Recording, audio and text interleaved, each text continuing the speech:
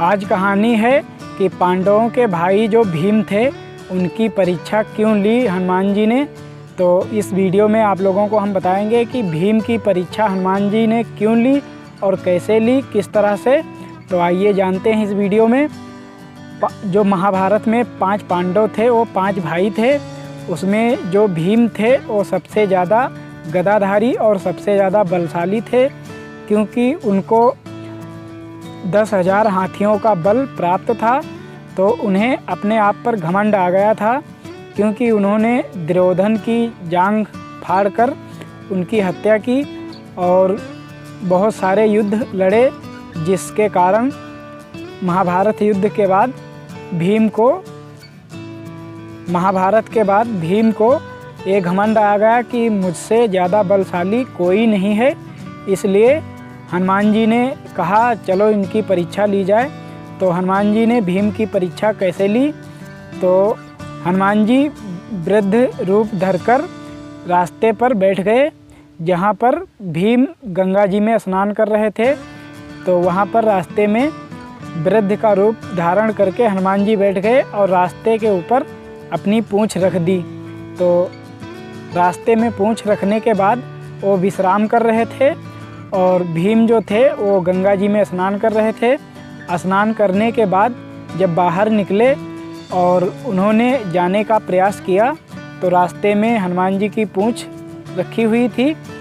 तो भीम ने कहा कि कृपया अपनी पूँछ हटाइए। तो हनुमान जी ने कहा तुम तो बहुत बड़े गदाधारी हो और बहुत बड़े बलशाली हो और तुम्हें 10,000 हाथियों का बल प्राप्त है, तो तुम ये पूँछ उठाकर साइड में रख दो और चले जाओ। तो भीम ने कहा ठीक है, और भीम ने उन्हें पहचाना नहीं कि ये कौन है। तो भीम को घमंड आ गया इस बात पर, और भीम ने क्या किया, उनकी पूँछ उठाने का प्रयास करने लगे। प्रयास करते करते वो हनुमान जी की पूँछ नहीं उठा पाए। तो नहीं उठा पाने के बाद तो भीम क्रोधित होकर पूँछ को हटाने लगे और बहुत ही ज़्यादा वो अपना क्या बल दिखाने लगे, क्योंकि उन्हें अपने बल पर घमंड था। तो वो पूँछ नहीं उठा पाए।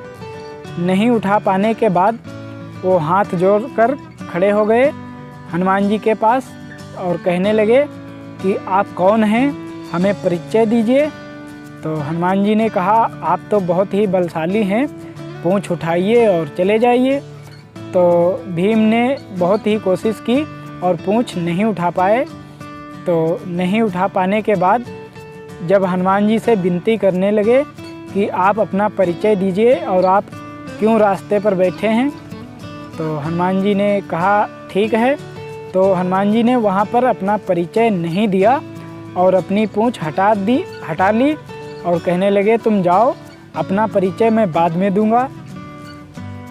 तो हनुमान जी ने जब अपनी पूँछ हटाकर भीम को जाने दिया, उसके थोड़ी देर चलते हनुमान जी ने उन्हें अपने असली रूप में मिले और कहने लगे तुम तो बहुत बलशाली थे और तुम्हें घमंड भी था कि तुमसे ज़्यादा कोई बली नहीं है, तो तुमने एक वृद्ध आदमी की पूँछ क्यों नहीं उठा पाई, वृद्ध वानर की पूँछ क्यों नहीं उठा पाई।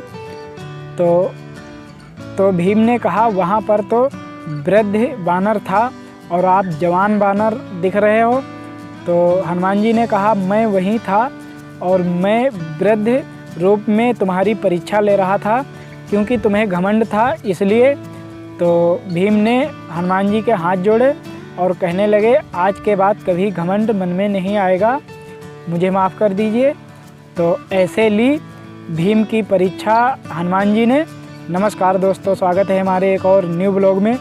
अगर वीडियो अच्छा लगा हो तो एक लाइक करें, चैनल पर पहली बार आए हैं तो चैनल को सब्सक्राइब करें, ताकि ऐसी ही कहानी हम आप तक लाते रहेंगे। तो ये थी कहानी कि भीम की परीक्षा हनुमान जी ने क्यों ली, और महाभारत युद्ध में जो सबसे बड़ा योद्धा था, महाभारत में बहुत ही बलशाली गदाधारी और योद्धा माने गए थे भीम, क्योंकि उन्हें 10,000 हाथियों का बल प्राप्त था, इसलिए उन्हें घमंड आया था। तो जब हनुमान जी से उन्होंने माफ़ी मांगी तो हनुमान जी ने कहा ठीक है, आज के बाद कभी अपने मन में घमंड मत लाना। तो ये कहानी हम यहीं पर अंत करते हैं।